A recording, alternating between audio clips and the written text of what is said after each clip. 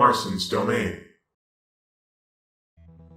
Hey everyone, Marson here, and today I want to talk about my E3 predictions because this is something that I really feel strongly about that's going to happen, and I wanted to get my theory out there. The main prediction that I have is they're going to show the Switch Pro, and the part that's a theory on it is that I think this is why we did not see Breath of the Wild 2 in that last Direct. I don't really believe them when they say that they have nothing to show. I think that it was a way of using tricky wording to be like, yeah, we don't have anything to show because we can't show it at its full capacity. Because if they show something that looks better than what the Switch can do, it wouldn't make sense.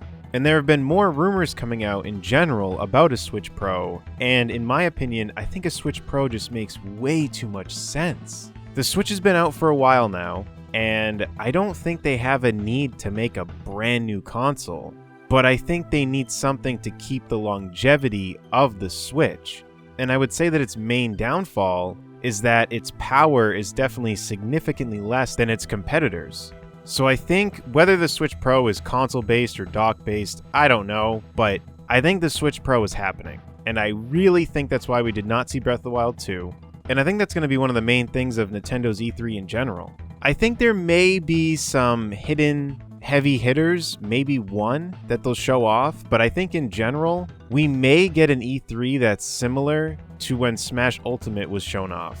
Because when they had that E3 where they mainly focused on Smash Ultimate, they didn't show much else. It was, going off of memory, I'm pretty sure it was Mario Tennis Aces, which we already knew about. I think Super Mario Party might have been the only new thing that we found out about. And then I think it was pretty much just Smash Ultimate. Because I remember after that E3 thinking, wow, I'm definitely excited about Smash, but we didn't really see much else. And I think that's where they may be going with a similar approach. I have a feeling that we'll see more of Mario Golf, which is kind of like when they showed more of Mario Tennis Aces.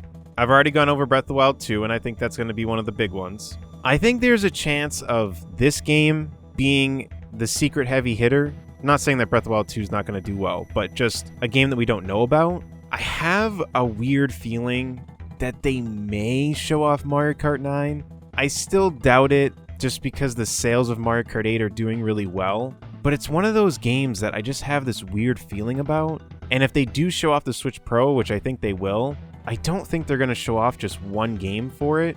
And when I say for it, I still think that they're going to release games for the Switch and Switch Pro. I think they're just going to work on both. But games that will fully utilize it, I feel like if they showed off Mario Kart 9, that would be another big deal. Not that people really buy the game for the graphics, but I think showing a very, very, very well-polished Mario Kart game that's brand new could definitely get some eyes to the console. Because Mario Kart 8 looks gorgeous. And if they could make it look even better, and on better hardware, I think it could get people to be intrigued of the Switch Pro in general. I think Breath of the Wild 2 is also a very good game for it, but in terms of games that we don't know about, I think Mario Kart 9 could be that one. And if it's not that, they may show a teaser for Metroid Prime 4 finally. And if they show that off with Switch Pro, I think that would, at least for the fans of Metroid, give them something a little bit more. Because it's been so long since they've announced Metroid Prime 4 and we haven't gotten anything. And I feel like if they show it on the Switch Pro, it could at least get people to be excited to be like, wow, this game's gonna look gorgeous. Not trying to say that the Switch has terrible graphics, but just the extra oomph I think could help. In terms of getting fans excited and giving them something a little extra. I think a Smash Bros. Character reveal is a lock. I think they'll definitely reveal one. They may even reveal two, but kind of leaning more towards one, but I think a reveal in general is just inevitable. As to who that character could be, I seriously have no idea. I'm not even going to bother saying who I think it could be because I genuinely have no idea. They just release characters that I feel like no one is expecting at this point, and I just don't even see a point in me guessing. For those who haven't followed the channel and want to know who I'd want, it'd either be Gino or Dixie, and the chances of either of them are very, very slim. So that's about it for that. I think with Splatoon 3, I think they may actually not show anything. I think they might just straight up wait until time goes on. I think they may show more of the Pokemon remake and that other Pokemon game, that open world one that they showed off. Maybe they'll show a little bit more of that. That one I'm kind of doubtful on, but with the remake, they'll probably show again. But other than that, I think those are my predictions. I don't really think this E3 is going to have a lot of games. I think they're going to do something similar to when Smash Ultimate was at E3, where it's going to be here's the game we're going to talk about a lot. And I think that's going to pretty much be game and system, because I think they're going to talk about Breath of the Wild 2 and the Switch Pro, and then some other stuff just sprinkled in there. But with Nintendo, they usually have one secret, and I think that's where maybe this secret could be big, and that's where it could be Mario Kart 9.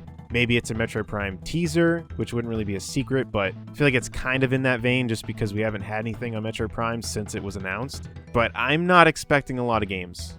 I think they're going to show off stuff we already know, and just hope that the big announcements are enough to just keep people happy. Because I think with Smash Ultimate, that's kind of what it was. Smash is just so big that I think they knew they could kind of get away with that. So thinking that's how it's going to be. But if that's all it is, I mean, I'd still be pumped because Mario Kart 9 would be huge. Breath of the Wild 2 I'm obviously excited for, but I myself would like something else in there. So I hope I'm not disappointed. I mean, I'd be pumped for a Switch Pro in general, but I need a game that's more me for me to be super pumped about it, and Mario Kart 9 is more me than Breath of the Wild 2.